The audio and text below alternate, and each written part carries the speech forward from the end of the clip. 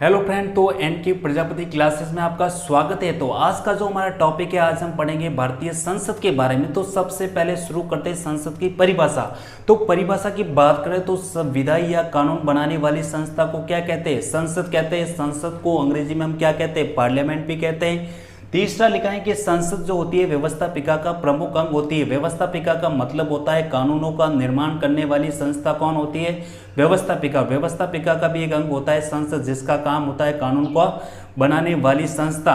आगे लिखा है कि संसद के 3 अंग होते हैं। सबसे पहले राष्ट्रपति होता है, दूसरा लोकसभा होता है, तीसरा राज्यसभा होता है। आगे लिखते हैं कि संसद के 2 सदन होते हैं। सबसे पहले लोकसभा, दूसरा राज्यसभा।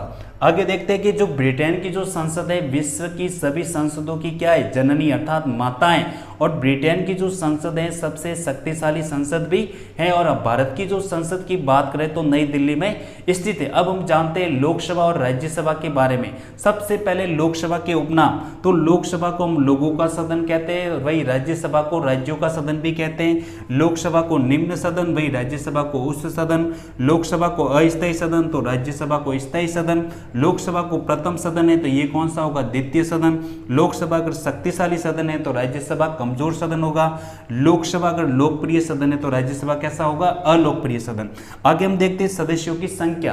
तो लोकसभा में सदस्यों की संख्या 545 से उनमें से 543 सदस्य निर्वाचित होते हैं, 2 सदस्य मनोनीत होते हैं, जो कि राष्ट्रपति के द्वारा क्या किए जाते हैं? मनोनीत। भाई अगर राज्यसभा की बात करें तो राज्यसभा में 250 सदस्य होते हैं, उसमें से निर्वाचित सदस्य 238 होते हैं, 12 सदस्य मनोनीत, जो कि कला विज्ञान साहित्य के क्या होते हैं? विशेषज्ञ, जिनको राष्ट्रपति के द्वारा क्या किया जाता है? मनोनीत किया जाता है।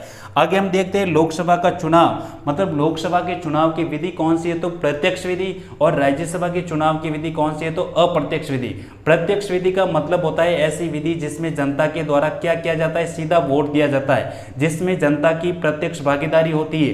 भाई अप्रत्यक्ष विधि की बात करें तो इस विधि में जनता की भागीदारी नहीं होती है। आगे हम लिखा है कि लोकसभा की आयु तो 25 वर्ष की होनी चाहिए। भाई राज्यसभा की बात करें तो 30 वर्ष। लोकसभा के कार्यकाल की बात करें तो 5 वर्ष होता है। भाई राज्यसभा का कार्यकाल कितना होता है? 6 वर्ष। लोकसभा के सदस्यों को हम क्या कहते हैं? सांसद कह सकते हैं। एमपी का मतलब होता है मेंबर ऑफ पार्लियामेंट, या लोकसभा के सदस्य भी कह सकते हैं। भाई राज्यसभा में भी सांसद, एमपी, मेंबर ऑफ पार्लियामेंट। आगे लिखा है कि स्थान कहाँ है? तो लोकसभा भी नई दिल्ली में स्थित है, वही राज्यसभा भी कहाँ स्थित है? नई दिल्ली में। लोकसभा के सदस्यों की अध्यक्षता है श्रीमान ओम बिड़ला के द्वारा की जाती है। वही राज्यसभा के सदस्यों की जो अध्यक्षता है श्रीमान जगदीप धनखड़ के द्वारा की जाए, जो कि भारत के क्या है? उपराष्ट्रपति है। आगे लोकसभा के प्रथम अध्यक्ष की बात करें तो जीवी मावलंकर हैं। वही राज्यसभा की प्रथम सभापति की बात करें तो सर्वपल्ली राधाकृष्णन थे। इनका जो चुनाव होता है लोकसभा के सदस्य अपने में से करते हैं। वही राज्यसभा के सभापति का चुनाव जो है ये, क्योंकि ये भारत का क्या होता है? उपराष्ट्रपति होता है। आगे हम देखते हैं महत्वपूर्ण तथ्य कि राजस्थान से लोकसभा सीटों की संख्या की बात करें तो 25 होती है। वही राजस्थान से राज्यसभा सीटों की संख्या की बात करें तो कितनी होती है? 10 सदस्य। और राजस्थान में विधानसभा के सदस्यों की बात करें तो कितनी होती है? 200। आगे हम देखते हैं कि लोकसभा शक्तिशाली क्यों है?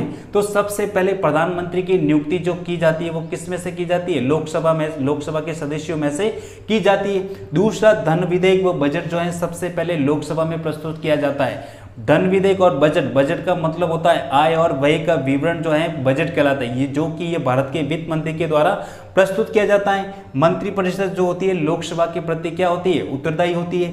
राज्यसभा शक्तिशाली क्यों है? तो उपराष्ट्रपति को पद मुक्त करना है तो राज्यसभा सबसे पहले क्या लाएंगी? प्रस्ताव लाएंगी। दूसरा है कि आपातकाल की स्वीकृति के समय अगर लोकसभा भंग है तो ये स्वीकृति कौन देगी? राज्यसभा देगी। आगे हम देखते हैं संसद के सदस्यों की योग्यता। सबसे पहले वो भारत का क्या हो? नागरिक हो। उसकी आयु लोकसभा में 25 वर्ष, राज्यसभा में 30 वर्ष। उम्मीदवार को शपथ जो होती है 3री अनुसूची के तहत दिलवाई जाती है। और उनकी जो जमानत राशि होती है वो कितनी होती है? 25,000 रुपये होती है। अगर वेतन की बात करें तो इनका वेतन का निर्धारण जो है संसद के द्वारा किया जाता है, जो कि 2,50,000 रुपये के बीच होता है। लोकसभा के प्रथम अध्यक्ष थे जीवी मावलंकर। लोकसभा के प्रथम उपाध्यक्ष कौन थे? ES अयंगर थे। राज्यसभा के प्रथम सभापति S राधाकृष्णन थे। राज्यसभा के प्रथम उपसभापति की बात करें तो SV कृष्णमूर्ति थे। वे लोकसभा अध्यक्ष जो राजस्थान से हैं तो सबसे पहले बलराम जाखड़, इनका सर्वाधिक कार्यकाल है। दूसरा है श्रीमान ओम बिड़ला जो कि कोटा से। महिला लोकसभा अध्यक्ष की बात करें तो श्रीमती मीरा कुमार, दूसरी थी श्रीमती सुमित्रा महाजन। वे लोकसभा अध्यक्ष जो राष्ट्रपति भी बने बाद में, तो वो कौन है, नीलम संजीव रेड्डी, जो कि पहले लोकसभा अध्यक्ष थे, बाद में क्या बने, ये राष्ट्रपति भी बने।